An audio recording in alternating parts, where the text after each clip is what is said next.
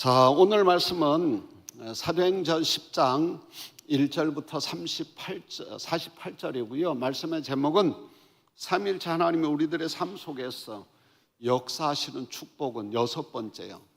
자, 우리 소제목은 사도행전 10장 36절에서 43절로 베드로가 전한 복음은 무엇인가? 베드로가 전한 복음에 대해서 제가 말씀을 드리려고 하는데요.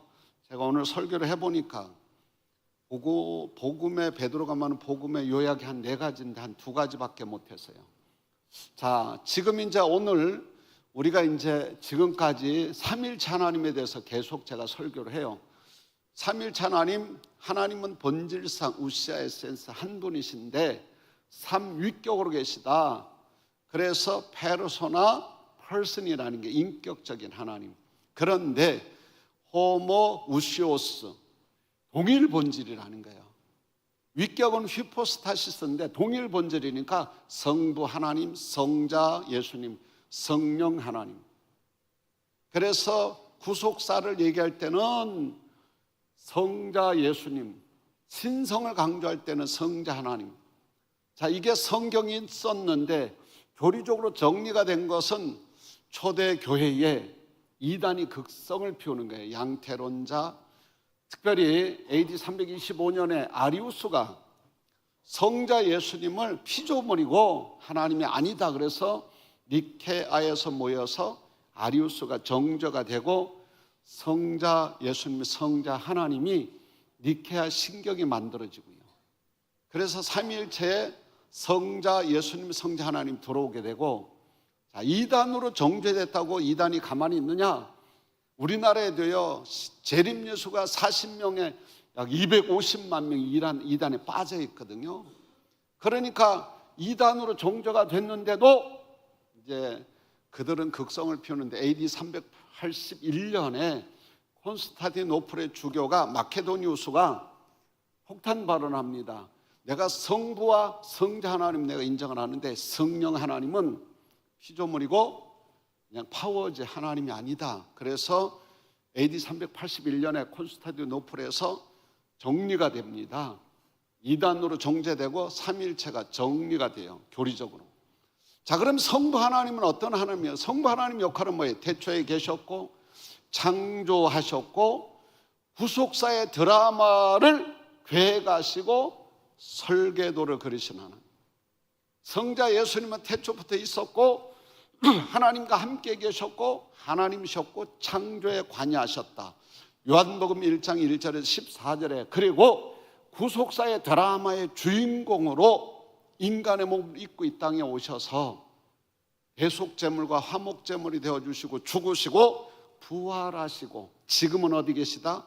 요한일서 2장 1절에 하나님 앞에 파라클레토스 대언자로 계시는데 인류와 우리의 죄를 위해서 지금도 지속적으로 하나님 앞에서 대언하고 계시고, 성령 하나님은 태초부터 계셨고 하나님과 함께 계셨고 창조에 관여하셨고 하나님의 구속사의 드라마의 총감독이라고 제가 표현해요. 총감독으로 예수님이 이 땅에 인간의 몸으로 입고 올 때 성령으로 잉태됐고, 공생에 시작할 때 하늘에서 비둘기 같은 성령이 맞고 세례받고 나올 때에, 그리고 마귀에게 유혹받을 때에도 성령에 이끌리셨고, 그리고 병든 자를 고칠 때도 성령이 기름 붓듯 하셨고, 죽으시고 부활에도 성령 하나님이 개입하셨다. 로마서 8장 11절에 예수를 죽은 자 가운데 살리시는 영이 너희 가운데 거하시면 너희의 죽을 몸도 살리시리라.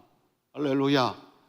그리고 그 성령 하나님은 오늘 우리가 회개하고 세례받고 죄사함을 받으면 그 죄가 사해진 보증으로 성령을 선물로 받고, 그리고 우리의 몸은 성령이 거하는 전이다. 고린도서 3장 16절에. 그래서 이 성령은 예수의 영으로 예수님이 하신 사역을 드러내고 생각나게 하고 깨닫게 하시고 가르치는 역할을 누가 하느냐? 성령 하나님이 하신다라는 거예요. 할렐루야. 그래서 성령께서 하늘나라 갈 때까지 우리와 함께 하시고 파라클레토스로 위로자, 상담자, 헬퍼, 가이드 해주시는데 하늘나라 갈 때까지 안 좋은 길을 막고 또 다른 길을 열어주시고 만남의 복을 주실 줄로 믿습니다. 그래서 지금은 성령 하나님의 시대다. 자, 그러면 이제 우리가 하나 궁금증이 있어요. 그러면 성부, 성자, 성령의 역할을 받는데 성부 하나님은 하늘에서 가만히만 계시냐? 사도행전 10장을 보니까 성부 하나님이 하신 사역이 있어요. 고넬료라는 사람이 있는데 백부장이고 이탈리아 부대의 백부장인데 항상 구제 많이 하고 기도하는데 하나님 앞에 그 기도와 구제가 상달되고 기억하신 바가 됐다. 그런데 엔젤 천사를 보내서 야, 너의 피로를 채울 그런 사람이 있는데 저 옆방 56km에 있는 베드로라는 시몬을 청하라. 그는 무드장이 시몬의 집에 우거한다. 여기까지는 성부 하나님이에요. 이방 선교를 위해서 사람을 준비하시는 게 성부 하나님이에요. 그리고 이제 고넬료가 사람을 보내서 베드로를 만나러 보내. 베드로에게는 편견이 있습니다. 이방인과 교제하거나 그런 것을 그 당시에 법으로 금지하는데 하나님이 기도하는 중에 환상을 보는데 보자기가 내려 아유 저 먹을 수 없습니다. 3번을 그리 한 후에 하나님이 그렇게 야 내가 깨끗하게 했는데 뭘 자꾸 깨끗하지 않다 그러느냐. 자, 그 환상에 대해서 생각할 때에 고넬료가 보낸 사람들이 왔는데 그때 성령이 이렇게 말해요. 뭐라고 말하느냐? 내가 보낸 사람이다. 의심하지 말고 따라가라. 그래서 성부 하나님은 고넬료를 준비하셨다라는 거예요. 이방 선교의 시작이 되기도 전에 복음을 들어야 될 고넬료를 준비하셨고, 그리고 성부 하나님은 그 사람이 누구냐? 요파 항구에 있는 베드로라는 시몬이다. 그리고 이 베드로의 편견을 깨고 고넬료의 집에 가도록 역사하신 게 누구냐? 그게 성령 하나님이라는 거예요. 할렐루야. 성부의 역할, 성령 하나님의 역할. 그러면 지난주에는 자 이제 베드로가 고넬료의 집에 와서 하나님이 받으시는 사람은 3가지로 얘기해요. 하나님을 경외하는 사람이고, 편견을 버리고 순종하는 사람이고, 그리고 또 하나는 뭐예요? 머리로 입으로 하는 신앙이 아니라 삶으로 살아내는 의를 행하는 사람을 받으신다. 자, 그럼 오늘은 뭐예요? 자, 오늘은 그럼 베드로가 전한 복음이 뭐냐? 2가지만 말씀을 드리려고 합니다. 베드로가 전한 복음이 첫 번째로 화평을 이루는 예수 그리스도의 복음의 소식에 대해서 말해요. 첫째로 화평을 이루시는 예수 그리스도의 복음의 소식은 자, 사도행전 10장 36절을 한번 보세요. 사도행전 10장 36절. 만유의 주 되신 예수 그리스도로 말미암아 화평의 복음을 전하사 이스라엘 자손들에게 보내신 말씀. 여기 보면 만유의 주 되신 예수 그리스도로 말미암아 화평의 복음을 전하사 이스라엘 자손에게 보내신 말씀이다 그러는 거예요. 오늘 베드로가 전하는 복음은 뭐냐? 화평의 복음이라는 거예요. 여러분들 화평이 헬라어로 에이레네. 평화 화평. 그 다음에 히브리어로는 샬롬이에요. 샬롬. 그런데 이 샬롬, 단순한 전쟁이 없는 상태가 아니라 여러분들이 화평을 한자로 풀면 뭐예요? 화목할 화자에다 평평할 평자예요. 화목할 화자에다 평평할 평자인데 화목할 화자는 더 화자에 대해 입부자예요. 입에 쌀이 골고루 들어가는 거예요. 그러니까 화평은 어떤 거냐면 다툼이 없이 화목하고 평안한 상태.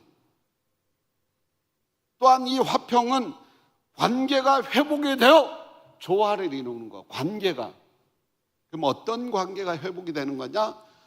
수직 관계와 수평 관계가 회복이 돼야 되는 거예요. 하나님하고 우리 사이에 죄로 인해서 원수가 되었어요. 로마서 5장 10절을 보세요. 로마서 5장 10절. 로마서 5장 10절. 곧 우리가 원수 되었을 때 그의 아들의 죽으심으로 말미암아 하나님과 화목하게 되었은즉 화목하게 된 자로서는 더욱 그의 살아나심으로 말미암아 구원을 받을 것이니라. 자, 우리가 원수 되었을 때 그의 아들이 죽으심으로 말미암아 하나님과 화목하게 되었다 그런 거예요. 하나님하고 화목하게 되었다. 자, 이사야 59장 2절을 한번 보세요. 오직 너의 죄악이 너희와 너희 하나님 사이를 갈라놓았고 너희 자가 그의 얼굴을 가리어서 너희에게서 듣지 않으시게 함이니라. 오직 너희 죄악이 너희와 너희 하나님 사이를 갈라놓았고 너희 죄가 그의 얼굴을 가리어서 너희에게 듣지 않으시게 함이니라. 죄가 갈라놓았다라는 거예요. 그런데 오늘 베드로가 그 화평의 복음을 전하는 예수 그리스도를 고넬료의 집에서 뭐라고 하는지 아세요? 사도행전 10장 36절을 다시 한번 보세요. 만유의 주 대신, 여러분들이 여기에 만유의 주 대신 퀴리오스를 얘기해요. Lord of all 해가지고 만유의 주 대신 예수 그리스도. 여러분들이 이 선포는요 어마어마한 거예요. 왜? 고넬료가 이방의 가이사라 부대의 이탈리아 부대의 백부장이잖아요. 여러분들 그때 당시에 로마의 황제에게 키리오스라는 거는 그에게만 붙일 수 있는 거예요. 근데 오늘 고넬료 앞에서 예수 그리스도를 어떻게 소개하느냐? 키리오스라고 얘기한다는 거예요. 만유의 주 대신 예수 그리스도로 말미암아. 여러분들 이거 어마어마한 복음을 선포하는 거예요. 로마 황제가 주가 아니라 예수 그리스도가 만유의 주가 되시고, 할렐루야. 예수 그리스도가 단순한 선생이나 선지자가 아니라 만유의 주 되신 예수 그리스도의 화평의 복음이라고 선언한다라는 거예요. 자, 그래서 우리가 인생을 살아갈 때에 우리가 정말로 하나님하고 우리 사이에와 이웃과 이웃 사이에 지금 하나님과의 관계가 죄로 인해서 단절이 됐어요. 영적으로 죽었어요. 에베소 2장 1절에서 5절에 가면 죄와 허물로 죽었던 너희라고 얘기해요. 하나님의 그 큰 사랑 로마서 5장 8절, 우리가 아직 죄인 되었을 때 그리스도께서 우리를 위하여 죽으심으로 하나님께서 우리에 대한 사랑을 확증하셨다. 그리고 5장 10절로 넘어가면 우리가 원수 되었을 때 그의 아들이 죽으심으로 말미암아 하나님과 화목하게 되었은즉, 할렐루야. 하나님과 화목하게 됐다. 수평적인 관계가 회복이 되고, 이 화평의 복음을 정말로 받아들일 때 수직적인 복음 회복만이 아니라 수평적인 회복도 일어나는 거예요. 그런데 오늘 여기에 뭐가 있는 줄 아세요? 정말로 화평을 방해하는 뭐가 있느냐? 자, 여러분들이 모든 장벽이 있어요. 여기 백그라운드의 장벽이 뭐냐? 역사적인 배경의 장벽이 있어요. 그게 뭐냐? 로마의 이탈리아 부대의 백부장과 예루살렘 교회의 수장인 베드로가 미팅하거나 교제하는 것이 금하게 된 이게 장벽이 있는 거예요. 두 번째 장벽이 문화적인 배경의 장벽이 있는데 사도행전 1장 8절에 뭐라고 말해요? 오직 성령이 너희가 임하시면 너희가 권능을 받고 예루살렘과 온 유대와 사마리아와 땅끝까지 이르러 내 증인이 되리라. 지리적인 경계를 넘어 종교적인 경계를 돌파하는 이방 선교에 뭐가 있어요? 문화적인 배경의 장벽이 있는 거예요. 지금 성령 받으면 예루살렘과 온 유다 사마리아 땅끝까지 가야 되는데 거기에는 뭐예요? 이방 선교에 대한 종교적인 경계를 돌파해야 되는 장벽이 있는 거예요. 거기다 갈등의 장벽도 있어요. 그게 뭐냐면 이방인과 유대인의 갈등이 있는데 종교적이고 문화적인 분리가 되어 있어요. 그래서 선민인 유대인들은 이방 사람들을 선입견을 가지고 아주 우습게 취급해요. 사마리아 사람은 특히. 그러니까 여러분들이 한번 보세요. 이런 종교적이고 문화적인 그런 분리, 갈등이 있잖아요. 이방인과 유대인, 지리적 역사적인 배경이 있고요, 문화적인 장벽이 있고요, 그 다음에 갈등의 장벽이 있는 거예요. 그런데 이것을 누가? 하나님이 개입하시는 거예요. 누가? 성부 하나님이 개입하셔가지고 고넬료에 대해서 정리를 하는 거예요. 그리고 성령 하나님은 베드로에 대한 정리를 하시는 거예요. 근데 오늘 베드로가 뭐라고 복음을 선포하느냐? 로마 황제가 주가 아니라 만유의 주 되시는 분은 바로 예수 그리스도만이 만유의 주가 되시고, 그의 복음만이, 화평의 복음만이 수평과 수직과 수평을 뭐예요? 화목하게 한다라는 거예요. 할렐루야, 할렐루야. 그래서 우리가 정말 예수 안에 있을 때만 진정한 평화와 화목이 일어날 줄로 믿습니다. 그래서 오늘 이 고넬료에게 베드로의 선포는 어마어마한 걸 선포하는 거예요. 로마 황제가 퀴리오스가 아니라 예수 그리스도가 주고, 만유의 주고, 그로 말미암아 화평해진다. 수직과 수평이 화목을 이루는데 그 중심에 누가 있다? 예수 그리스도가 있다는 거예요. 할렐루야. 그러면 이 화평을 이루기 위해서는 뭘 해야 돼요? 그 다음에 사건이 있어요. 그 복음이 뭐냐? 예수님의 죽음과 부활에 대한 소식이 있다는 거예요. 죽으심과 부활이라는 거예요. 그러니까 그 화목하게 되기 위해서는 뭐가 있어야 되느냐? 예수 그리스도의 죽음과 부활이 있어야 돼요. 자, 39절 40절로 봅니다. 사도행전 10장. 우리는 유대인의 땅과 예루살렘에서 그가 행하신 모든 일의 증인이라. 그를 그들이 나무에 달아 죽였으나 하나님이 사흘 만에 다시 살리사 나타내시되. 자, 베드로가 전한 두 번째 복음은 중심은 십자가와 부활이라는 거예요. 고린도전서 15장 3절 4절 한번 보세요. 내가 받은 것을 먼저 너에게 전하였노니 이는 성경대로 그리스도께서 우리 죄를 위하여 죽으시고, 성경대로 그리스도께서 우리의 죄를 위해서 죽으시고, 그 다음에요 4절에 뭐라고 돼요? 장사 지냄 받으셨다가 성경대로 사흘 만에 다시 살아나사. 자, 사흘 만에 살아났다라는 거예요. 자, 그런데 성경을 하나 더 보면 마가복음 10장 45절에 보면 뭐라고 되어 있는가 한번 보세요. 인자가 온 것은 섬김을 받으려 함이 아니라 도리어 섬기려 하고 자기 목숨을 많은 사람의 대속물로 주려 함이니라. 자, 우리가 여기서 하나, 예수님의 죽으심은 우연이 아니에요. 우리의 만남은 우연이 아니라 그러는데, 예수님의 죽으심은 우연 사건이 아니라 죄인을 위한 십자가의 대속의 사건이라는 거예요. 할렐루야. 성경은 마가복음에서는 바로 자기 목숨을 많은 사람의 대속물로 주려 하십니다. 할렐루야. 여기에 대속이 헬라어로 리트론이에요. 리트론은 뭐냐? 몸값이 속전이에요.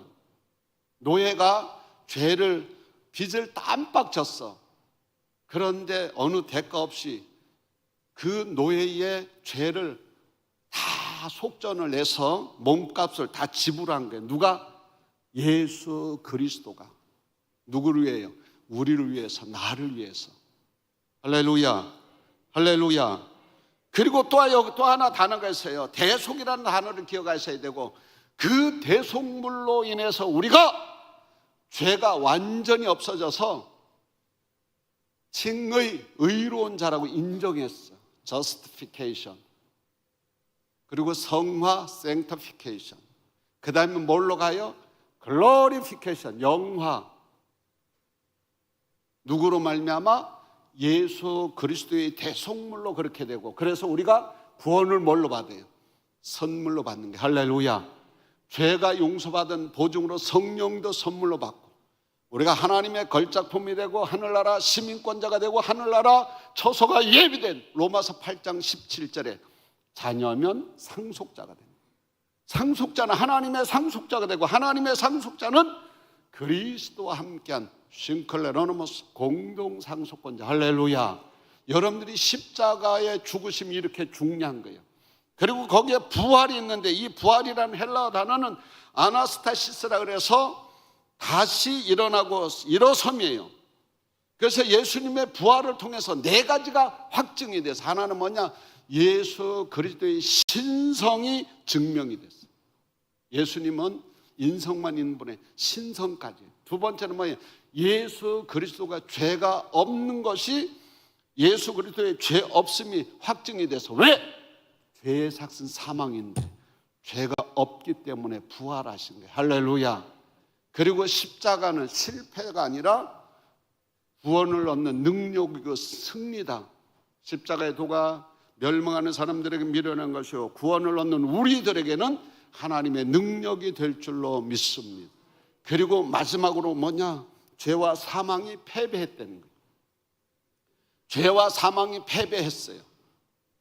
그리고 우리가 예수 그리스도의 부활을 통해서 부활의 첫 열매가 됐다. 우리가 할렐루야.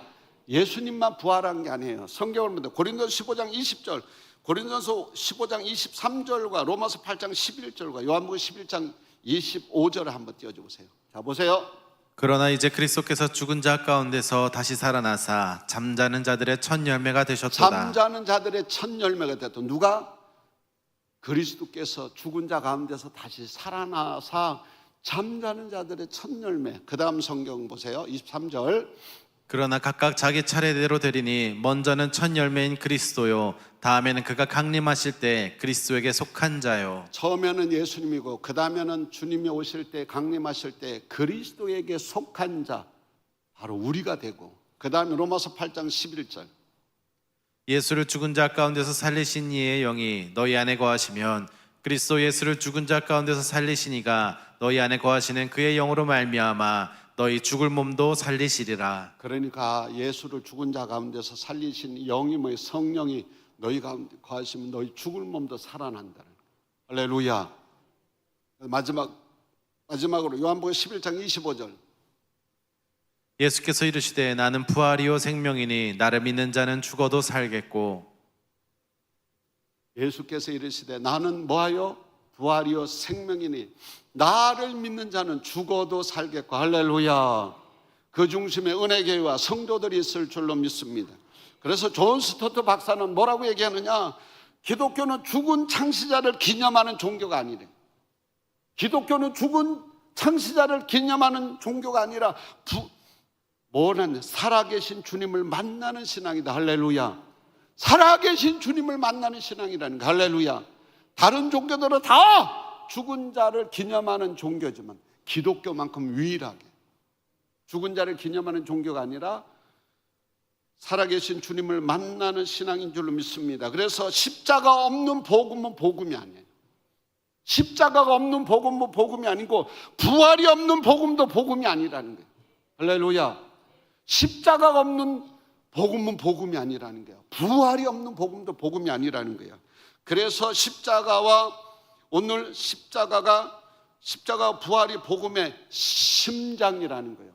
그의 십자가로 우리가 리트론 속전 대속물로 우리가 완전히 죄가 용서받았고, 할렐루야.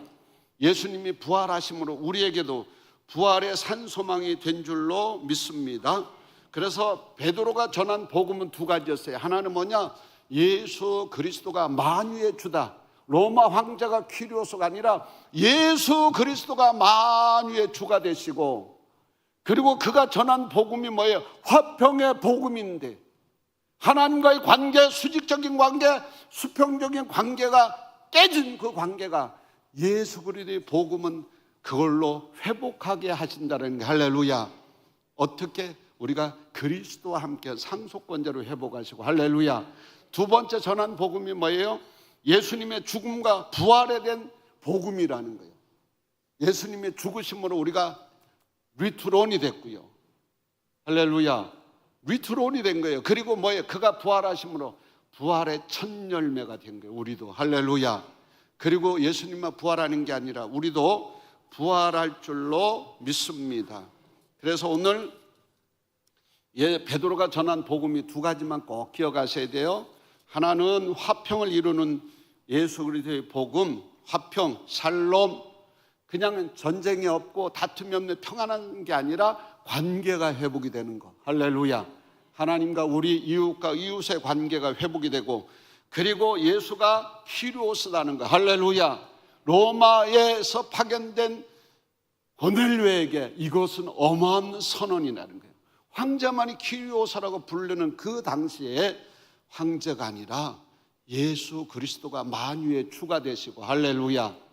그리고 그분이 뭐라고? 화평의 복음을 전해 주셨고, 할렐루야. 그래서 오늘 우리가 이 화평의 복음이 성취되기 위해서는 그 다음 단계가 뭐예요?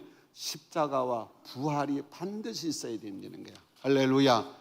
그 십자가는 리트론이 우리의 죄가 용서받는 거고, 할렐루야.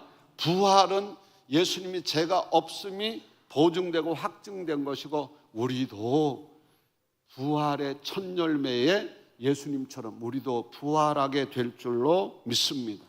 그래서 우리에게는 이 두 가지 오늘 복음을 본 거예요. 할렐루야. 그래서 제가 다시 정리를 하면 이런 거예요. 뭐냐면, 자, 궁극적인 목적은 화평의 소식이에요. 그런데 이것의 화평의 소식, 화평의 복음이 되려면 대가를 지불해야 돼.